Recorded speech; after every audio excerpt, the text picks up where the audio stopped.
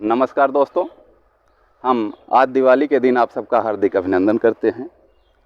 Akhilesh education में आप सबका स्वागत है।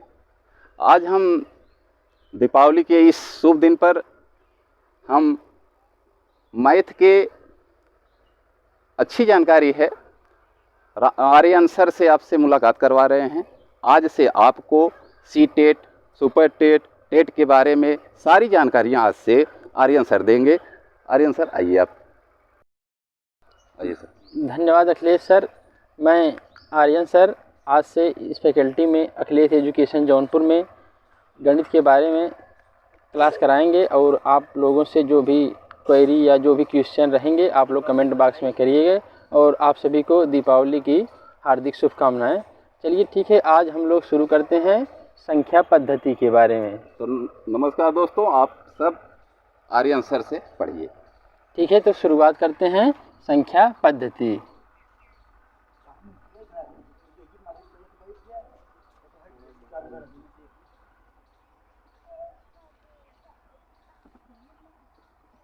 संख्या पद्धति के बारे में हम लोग शुरू करेंगे और संख्याएं कैसे हैं।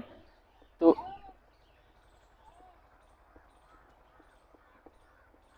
संख्याएं इसको दो भागों में बांटते हैं, अवास्तविक संख्याएं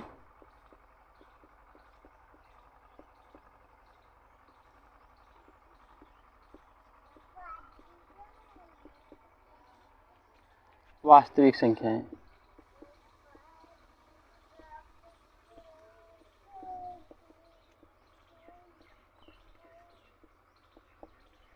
ये अवास्तविक संख्याएं आगे की कक्षाओं में मिलेगा, जिसमें होता है आगे सम्मिश्र संख्याएं।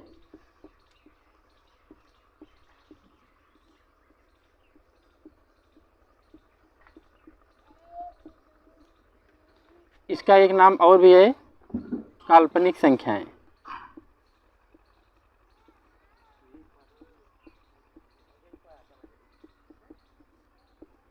और वास्तविक संख्याओं में हम इसको परिमेय और अपरिमेय संख्याओं में बांटते हैं।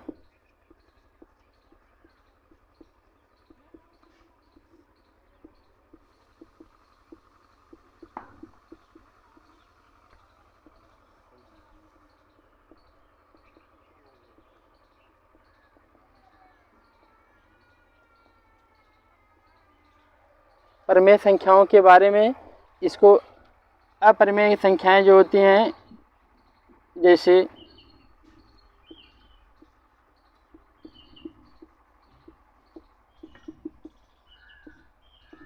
और परिमेय संख्याएं होती हैं जिसको हम P/Q के रूप में लिख सकते हैं, जहां Q 0 नहीं होगा। फिर परिमेय संख्याओं को कई भागों में हम लोग बांटते हैं, जिसमें होल नंबर, पूर्ण संख्याएं,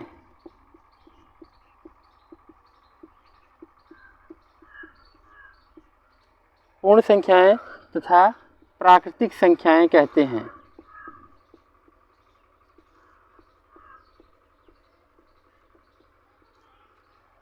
प्राकृतिक संख्याएं, पूर्ण संख्याओं को हम लोग शुरू 0 से लेके 1, 2 जितने गिनती की जाती है वस्तुओं की, वैसे शुरू करके 0 से लेके अनंत तक जाते हैं। अनंत का संकेत इस तरह से होता है।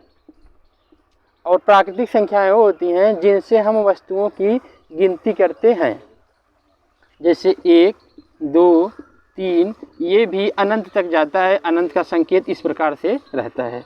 अब प्राकृतिक संख्याओं को हम लोग कई भागों में बांटते हैं, जैसे सम संख्याएं,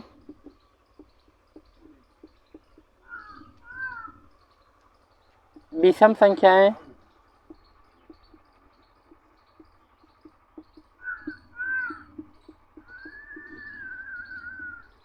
अभाज्य संख्याएं,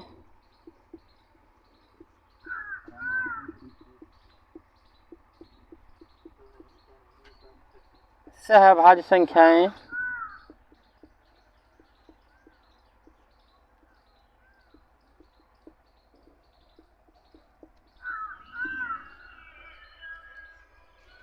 पूर्ण संख्याएं।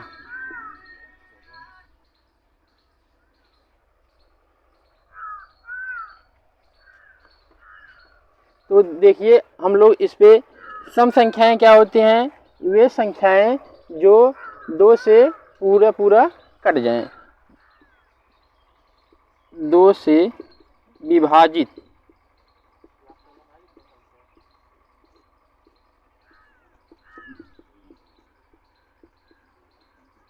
दो से विभाजित होने वाली सभी संख्याएं, जैसे 2, 4, 6, 8 इस तरह से अनंत तक जाएंगे। उसके बाद विषम संख्याएं होता है, जो संख्याएं 2 से पूर्णतः न विभाजित हो पाएँ, तो वे संख्याएं होती हैं 1, 3, 5 इस तरह से अनंत तक जाएंगे। अभाज्य संख्याएं वो होती हैं जो अपने से कटें और 1 से कटें। इसमें 1, 2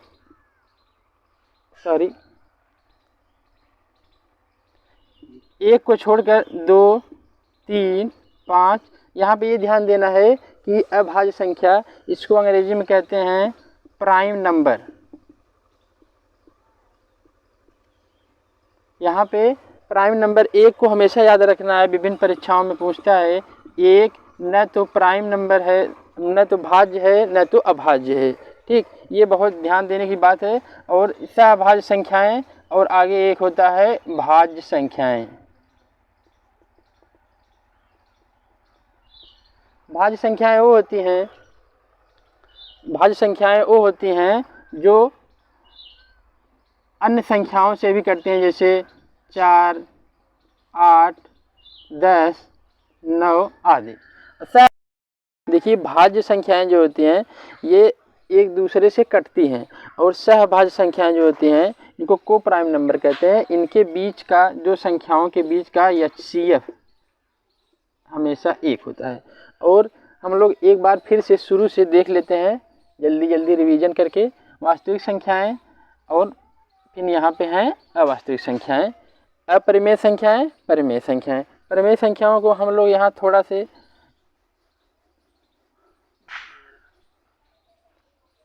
दो भागों में और कर लेते हैं। भिन्नात्मक और यहाँ पे कर लेते हैं दूसरा पूर्णांक। तो पूर्णांक को फिर आगे बांटेंगे हम लोग थोड़ा।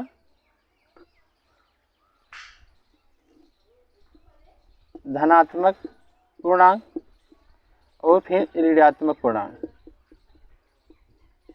और फिर शून्य। ठीक, अब भिन्नात्मक पूर्णांक परिमेय संख्याएं में ही आएगा, P/Q के रूप में हमेशा रहती हैं। फिर आगे जब हम लोग बात करेंगे भिन्नात्मक संख्याएं का, आगे की वीडियो में भिन्न के बारे में बताएंगे, भिन्नात्मक संख्याओं के बारे में। फिर ये धनात्मक, ऋणात्मक, शून्य, धनात्मक और शून्य को मिला के हम लोग पूर्ण संख्याएं कहते हैं, जिसमें 0 से शुरू होता है, 1, 2, 3, 4 ऐसे अनंत तक चला जाता है। उसके बाद ऋणात्मक होती हैं, धनात्मक के आगे ऋण लगा देते हैं तो ऋणात्मक संख्याएं होती हैं। ये ऋण 1, ऋण 2 ऐसे करके अनंत तक चली जाती हैं। और शून्य होता है 0, जिसको हम लोग 0 से दर्शाते हैं। उसके नीचे प्राकृतिक संख्याएं बाकी हम बता दिए हैं, और 2 से विभाजित होने वाली सम संख्याएं, 2 से न विभाजित होने वाली विषम संख्याएं।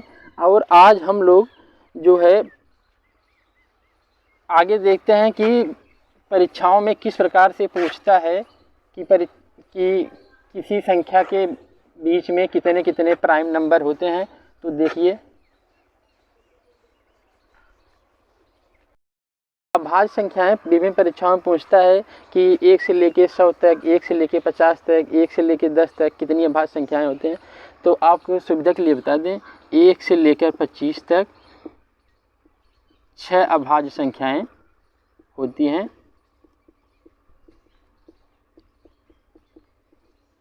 फिर 25 से लेके 50 तक 9 अभाज्य संख्याएं होती हैं, और 50 से लेके 100 तक 10 अभाज्य संख्याएं होती हैं। ये आप लोगों के लिए समझ लीजिए होमवर्क है, उसको आप लोगों को करना है कि 6, 9 और 10 संख्याएं कहाँ कहाँ से होती हैं। ठीक, और बाकी लोग जो सम संख्याएं होती हैं कैसे पता करेंगे कि सम संख्या है, इसके बारे में क्या करेंगे। जैसे कोई संख्या, अब इसकी परिभाषा ये है कि जो संख्याएं 2 से विभाजित हों, 2 से विभाजित, तो इसके लिए हम लोग क्या करेंगे, 2 से विभाजित हो तो कोई संख्या जैसे 10 है तो 2 से विभाजित कर ये करेंगे, 2 से उसमें भाग करेंगे, 2 पंचे 10, तो आ गया घटाने पे 0। तो यहाँ पे ये शेष फल, अगर शेष फल 0 आ रहा है तो समझ लीजिए ये 2 से विभाजित है, तो इसे हम कहेंगे कि ये संख्या 2 से विभाजित है और ये सम संख्या है। इसके लिए भाग की प्रक्रिया करेंगे ताकि शेष फल 0 आना चाहिए। और विषम संख्या में हम लोग क्या करेंगे कि 2 से विभाजित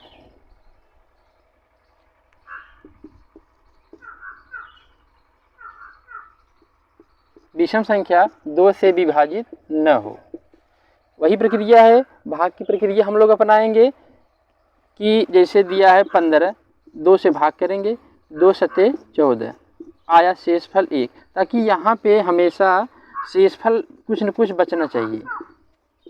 तो ये संख्या विषम संख्या हुई। चलिए देखिए, आप लोगों की सुविधा के लिए जल्दी जल्दी हम लोग एक बार रिकैप कर लेते हैं। देखिए ये पूरा जो लिखा गया है, सभी ऋणात्मक संख्याएं, धनात्मक संख्याएं 0, इसको पूरा पूर्णांक कहते हैं। ये 0 है हमारा। 1 से इधर जितनी संख्याएं हैं इनको कहते हैं धनात्मक संख्याएं। 0 को अगर इसमें हम शामिल कर लेंगे इधर पूरा, तो इसको कहेंगे पूर्ण संख्याएं।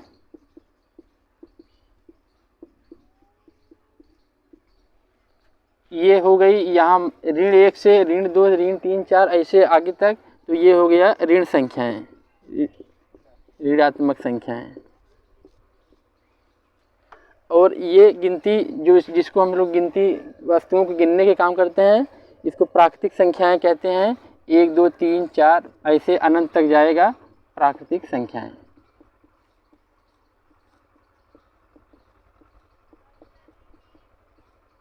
ध्यान ये देना है कि पूर्ण संख्याओं की गिनती जब हम लोग करते हैं तो 0 से शुरू होता है। सभी प्राकृतिक संख्याएं 1, 2, 3, 4, 5 हो गए पूरा अनंत तक जाता है। 0 पे काफ़ी ध्यान देना है, क्योंकि 0 की शुरुआत, फिर यहाँ पे बीच में 2, 4, 6 प्राकृतिक संख्याओं में बीच में 2, 4, 6 सम संख्याएं होती हैं, आगे विषम संख्याएं। ठीक है, तो आज का वीडियो यहीं तक। हम लोग आगे से वीडियो में मिलेंगे भिन्नात्मक संख्याओं के बारे में, भिन्न के बारे में। ठीक है दोस्तों, नमस्कार।